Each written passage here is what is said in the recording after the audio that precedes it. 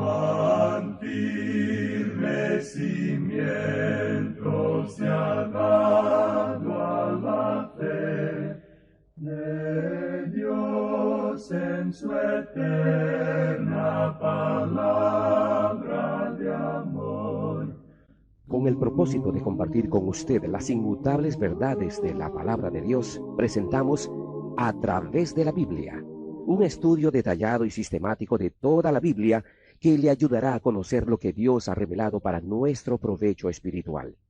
Estos estudios bíblicos fueron diseñados y elaborados por el Dr. J. Vernon McGee, versado maestro de la Biblia, quien dedicó la mayor parte de su vida a la enseñanza clara y sencilla de la palabra de Dios.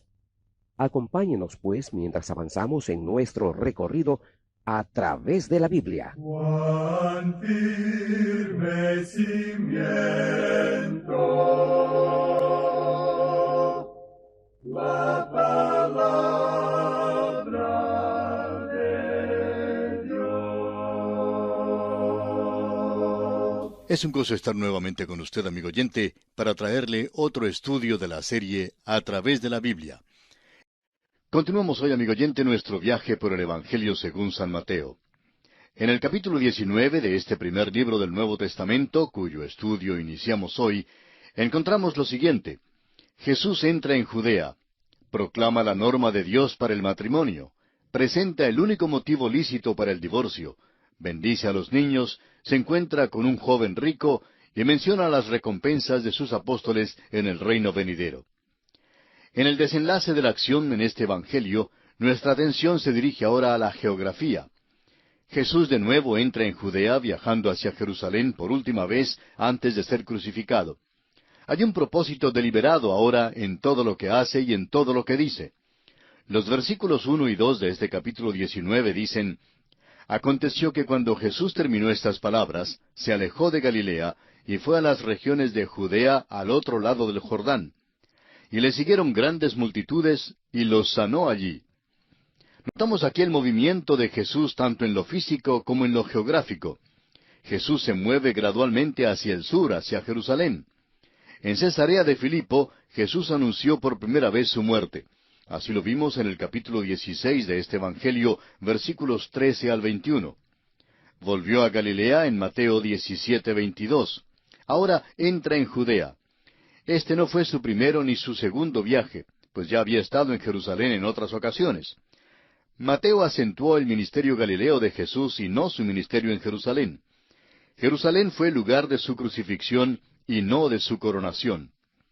En el tiempo del versículo que acabamos de leer, Jesús está en la orilla oriental del Jordán. Las multitudes siguieron a Jesús y Él las sanó. Aquí una vez más quisiéramos juntar dos palabras y acentuar lo que ya ha sido acentuado varias veces antes.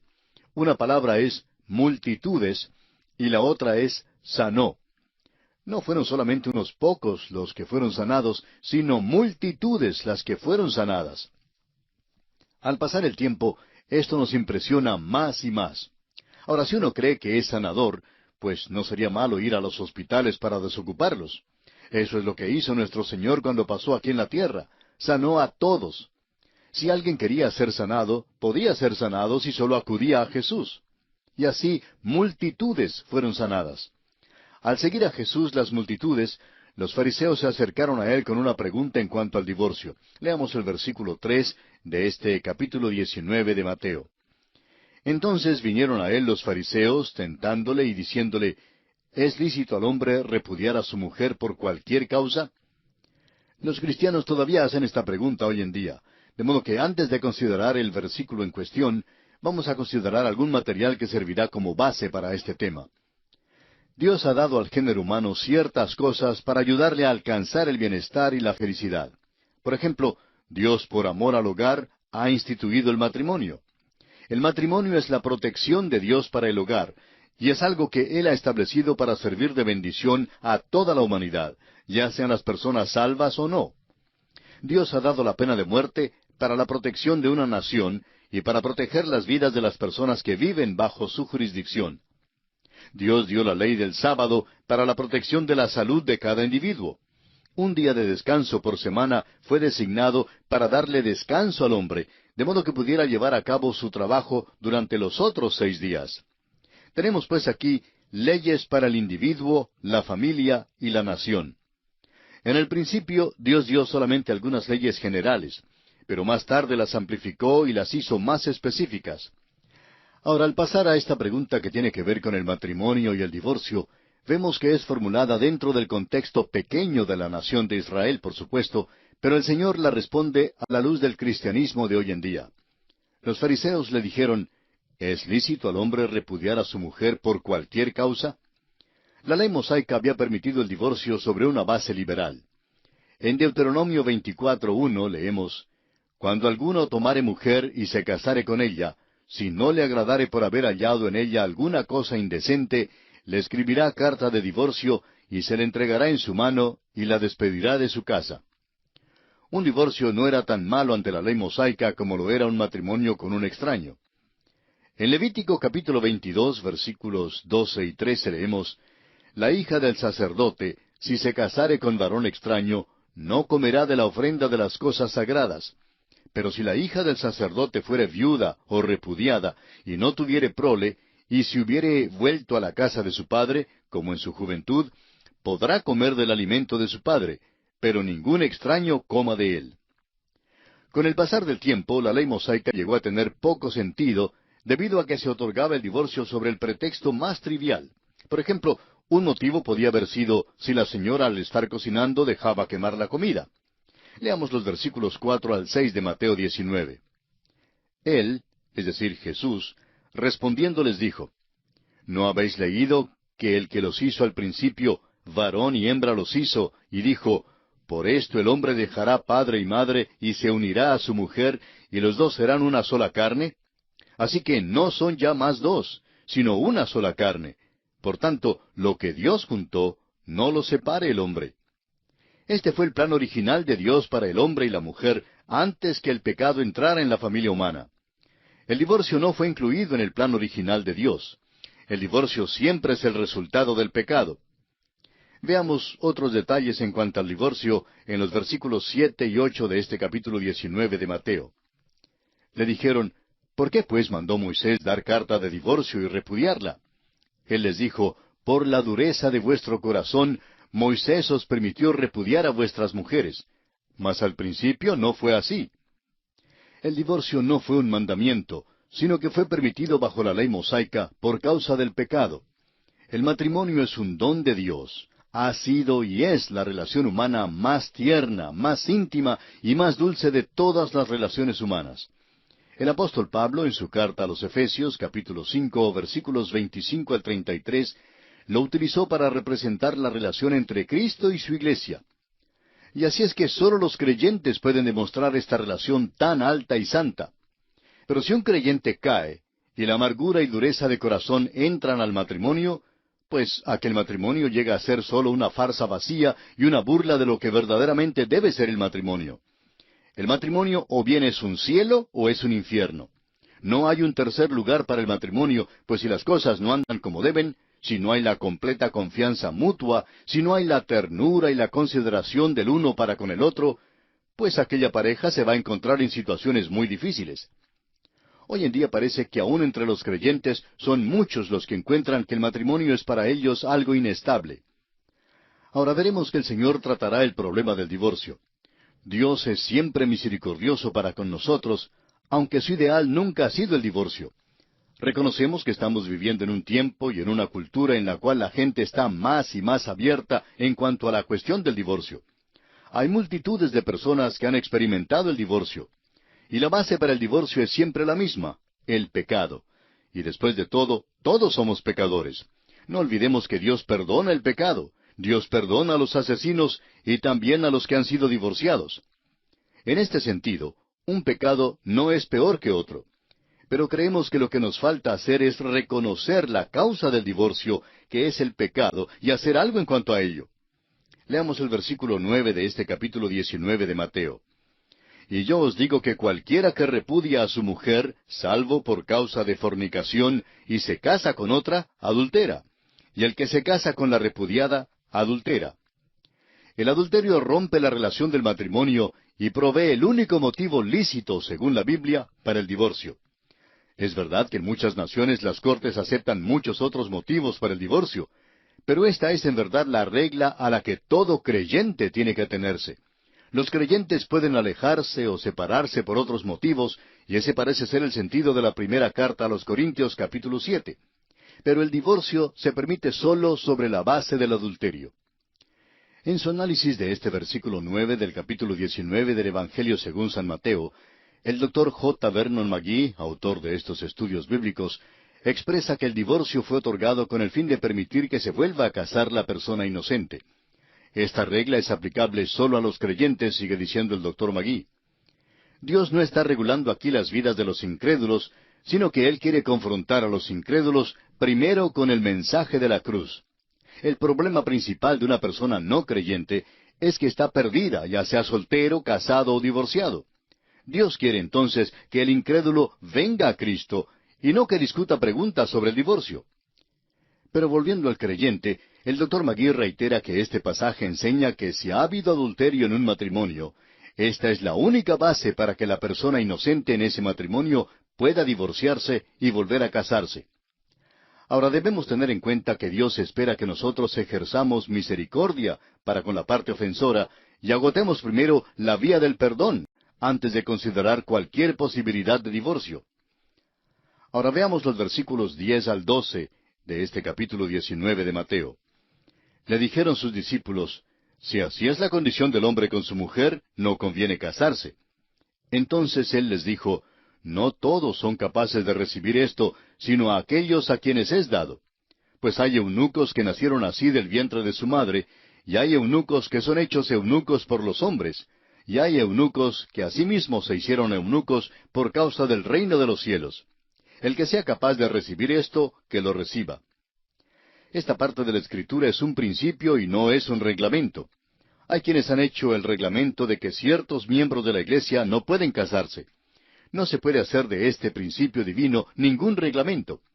En la obra de Dios, cada hombre tiene que decidir por sí mismo si ha de casarse o quedarse soltero. Jesús habla aquí de las tres clases de eunucos. En primer lugar, hay algunos que en realidad no necesitan casarse y se la pasan muy bien solos. Ellos son los eunucos que nacieron así del vientre de su madre. Pero esto no es así en cuanto a todos. En segundo lugar, hay hoy en día los que estipulan que ciertos hombres que desempeñan oficios o posiciones específicas no pueden casarse. Esto es ser eunuco por los hombres. Pero en realidad nadie tiene el derecho de prohibir que ciertas personas se casen. Si dice esto, está cambiando uno de los principios de Dios en una regla. El apóstol Pablo habla así acerca de los que enseñan tales cosas, en su primera epístola a Timoteo, capítulo 4, versículos 1 al 3. Dice él, pero el Espíritu dice claramente que en los postreros tiempos algunos apostatarán de la fe, escuchando a espíritus engañadores y a doctrinas de demonios, por la hipocresía de mentirosos que, teniendo cauterizada la conciencia, prohibirán casarse. En tercer lugar, hay quienes se han hecho eunucos por amor al reino de los cielos. Una señorita que salió al campo misionero conversaba una vez con su pastor y él le dijo que la probabilidad de que ella se casara sin duda sería nula. La joven respondió que había pensado a fondo sobre el asunto y que estaba dispuesta a hacer aquel sacrificio. Ella ha servido a Dios en el campo misionero por muchos años y nunca se ha casado. Vemos entonces, en resumen, que no hay reglas que dicen que todos deben casarse, ni tampoco que nadie debe casarse. Cada individuo deberá decidir ante Dios en cuanto a esto y debe pedir sabiduría divina antes de dar un paso en cualquiera de estas dos direcciones. Ahora leamos los versículos 13 al 15 de este capítulo 19 de Mateo. Entonces le fueron presentados unos niños para que pusiese las manos sobre ellos y orase, y los discípulos les reprendieron. Pero Jesús dijo, Dejad a los niños venir a mí y no se lo impidáis, porque de los tales es el reino de los cielos. Y habiendo puesto sobre ellos las manos, se fue de allí. Hace solo unos pocos días considerábamos el destino eterno del alma de la persona que muere en su niñez. Bien, ahora tenemos un pasaje que es una base amplia para la salvación de los niños que mueren en su niñez. Es un hecho que ningún niño rechazará a Jesús si se le presenta al niño sobre una base bíblica. Esta es una razón por la cual debemos dar a los niños el mensaje del Evangelio. Alguien dirá, espere un momento, todos los hombres podrían ser salvos si los alcanzáramos durante su niñez. Pero esto no es verdad, porque todos alcanzan la edad de la responsabilidad más tarde en la vida. Tratemos pues de que penetre el Evangelio a los corazones de los niños, a fin de que cuando alcancen la edad de la responsabilidad, hagan entonces una decisión para Cristo. Es importante que esto se refuerce. No se apoye en la declaración de su niño de que hizo una decisión cuando tenía 2, 3, 4, 6 u 8 años. El Dr. J. Vernon McGee, autor de estos estudios bíblicos, compartía que su hija hizo una decisión por Cristo cuando tenía 7 años. Desde aquel entonces, decía él, que le ha preguntado muchas veces si realmente había confiado en el Señor como su Salvador personal. Un día, ella le dijo al Dr. McGee, «Papá, ¿por qué es que siempre me preguntas en cuanto a esto?» El Dr. McGee respondió que simplemente quería asegurarse de que ella entendiera bien lo que hizo y que ella misma supiera que su decisión de aceptar a Cristo era una decisión sincera. Decía el Dr. McGee, quería asegurarme de que hubiera hecho una decisión para seguir al Señor después de llegar a la edad de la responsabilidad, edad que aparentemente varía con cada niño. Es pues importante que demos el Evangelio a nuestros niños y que lo reforcemos hasta que verdaderamente ellos acudan a Cristo. Es interesante que nuestro Señor, habiendo hablado en cuanto a la cuestión del divorcio, inmediatamente empieza a hablar acerca de los niños. Lo que siempre es de suma importancia en cualquier divorcio son los niños. Una mujer vino en cierta ocasión a un pastor diciendo que quería divorciarse porque ya no amaba más a su esposo. El pastor preguntó si ella amaba a sus niños. Ella entonces contestó, «Por supuesto que sí, yo amo a mis niños». Pero dijo que no entendía lo que el divorcio del esposo tuviera que ver con el amor a sus niños. El pastor le respondió que tenía que quedarse con su esposo si en verdad amaba a sus hijos. Ella replicó, «Pero yo no amo a mi esposo». El pastor insistió en que tenía que hacerlo por amor a sus hijos. Amigo oyente, muchos pequeñitos han sido desviados de Cristo por causa de la separación o el divorcio de su padre o madre. Y usted tiene una gran responsabilidad para con sus niños, mayormente si usted es cristiano. Y debe considerarla a fondo, antes de siquiera pensar en la posibilidad de presentarse ante una corte de divorcio. Más bien, el matrimonio cristiano debe ser un ejemplo viviente de la felicidad que Cristo puede traer al seno del hogar, y así encaminar a los niños hacia su propia felicidad al seguir a Jesucristo. Ahora notemos en este pasaje que un joven se acerca a Jesús y está dispuesto a creer que Jesús era bueno. Leamos los versículos 16 y 17 de este capítulo 19 de Mateo. Entonces vino uno y le dijo, «Maestro bueno, ¿qué bien haré para tener la vida eterna?» Él le dijo, «¿Por qué me llamas bueno? Ninguno hay bueno sino uno, Dios. Mas si quieres entrar en la vida, guarda los mandamientos». Aquí aparentemente el Señor Jesucristo estaba probando a este joven a ver si al reconocerle como bueno, lo hacía reconociendo que Jesús era Dios. Razona así con este joven para ver si le aceptaría como Salvador y como su Mesías. Su deseo era que este joven le aceptase tal como los discípulos lo habían hecho, como el Cristo, el Hijo del Dios viviente. De modo que el Señor habla al joven sobre los mandamientos que tiene que ver con la relación del hombre con los otros hombres. Ahora los versículos 18 al 20 nos ponen al tanto de la pregunta de este joven. Le dijo, ¿cuáles?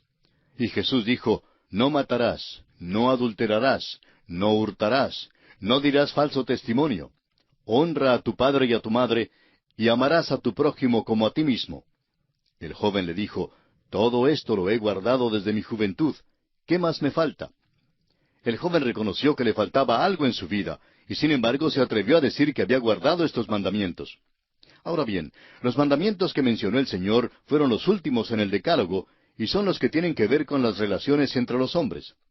Los primeros tienen que ver con la relación de los hombres para con Dios. Pero aquí el Señor no los usa porque estaba razonando con el joven. Ahora en el versículo 21 veamos la respuesta de Jesús. Jesús le dijo, si quieres ser perfecto, anda, vende lo que tienes y dalo a los pobres, y tendrás tesoro en el cielo, y ven y sígueme. El seguir a Jesús le habría hecho ver a este joven que él no estaba guardando los primeros mandamientos que tienen que ver con la relación del hombre para con Dios. En esta ocasión, el Señor Jesús ya está en camino a la cruz. De manera que si este hombre hubiera decidido seguir a Jesús, pronto se encontraría también al pie de la cruz. Sin embargo, algo le impedía seguir al Señor. En su caso, fueron sus riquezas el tropiezo. Pero para otras personas, el tropiezo podría ser cualquier otra cosa que le impidiese seguir al Señor. Veamos entonces lo que acontece con este joven. Leamos el versículo 22. Oyendo el joven esta palabra, se fue triste porque tenía muchas posesiones. Las riquezas impidieron que este joven siguiera al Señor Jesucristo. Pero hay tantas otras cosas también que impiden que los hombres sigan al Señor. Amigo oyente, ¿cuál es la cosa que le aleja a usted de Cristo? Quizás sea la riqueza, o quizá pueda ser la membresía en una iglesia. Son muchos los que se confían tanto en esto que no quieren saber nada de una fe personal en Jesucristo. Creen que las ceremonias religiosas son suficientes. Pero la realidad de las cosas es que sin una fe personal en Cristo Jesús están tan perdidos como cualquier tribu que nunca ha escuchado el Evangelio. Esperamos que no haya nada en su vida, amigo oyente, que le esté impidiendo acudir a los pies de Jesucristo. Leamos ahora los versículos 23 y 24 de Mateo capítulo 19. Entonces Jesús dijo a sus discípulos, De cierto os digo que difícilmente entrará un rico en el reino de los cielos.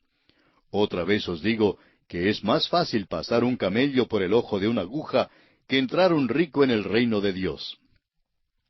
Muchas personas no se dan cuenta del humor que nuestro Señor solía usar, y este pasaje es un ejemplo de ello. Hay quienes mantienen la explicación ridícula de que había una puerta en Jerusalén llamada Ojo de Aguja, y que un camello tendría que arrodillarse para poder pasar por ella, y que así la enseñanza era que el rico tendría que humillarse. El Señor no está hablando en cuanto a eso de ninguna manera. Habla en cuanto a un verdadero camello y una verdadera aguja con su ojo. ¿Y qué dice usted, amigo oyente? ¿Cree que es posible que un verdadero camello pase por el ojo de una aguja? Por supuesto que no. Y así también es absolutamente imposible que cualquier hombre entre en el reino de los cielos por medio de las riquezas o por cualquier otro medio humano. Solo Dios podría lograr pasar un camello por el ojo de una aguja. Solo Dios, amigo oyente, puede regenerar a los hombres y darles una nueva vida que es eterna. Y llegamos así al final de este estudio por el día de hoy.